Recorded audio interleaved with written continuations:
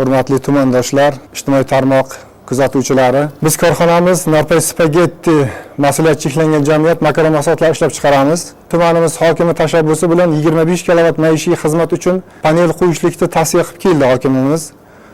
Shu kundan boshlab xudo xolasa biz boshladik faoliyatni, 25 kilovatt qo'ydik. Men buni foydasini ko'rdim o'zimda ishlab chiqarishimda, o'zimda kistamga foydaligini ko'rdim. Har oy 25 kilovatt qo'yib, Xudoga shukr 300 kilovattga chiqardik. Yilda oxirigacha 400 kilovatt quvvat qo'ymoqchimiz. Toki transformatorimizni ko'tarish me'yori 400 kilovatt ekan, energiya nadzorda etishi bo'yicha. Xudo xolasa shuni harakatidamiz. Bank mobil ilovani shuni ochib qarasam 70 milliondan ziyodroq pul tashlabdi. Birdan xursand bo'ldimda, baribir odamlar shijoatlanish, jonlanish keldi. Xudoga shukr qildik.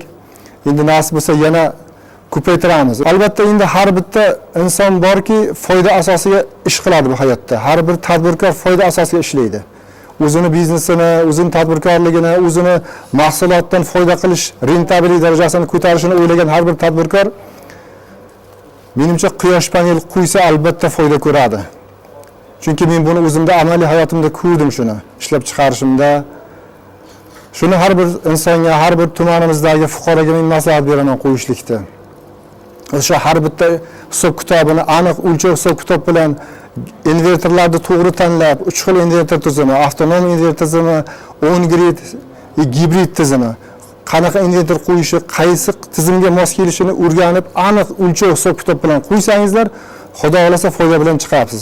Shuning uchun men maslahat beraman har bitta tadbirkorga, o'sha o'zini biznesini, tadbirkorligini kuchayishini o'ylagan tadbirkorga panel qo'yishlikda o'zi ehtiyoji uchun, hech bo'lmasa o'zini maishiy texnikasi uchun, maishiy xizmati uchun zarur bo'lgan panellar o'rnatishlikda maslahat beraman.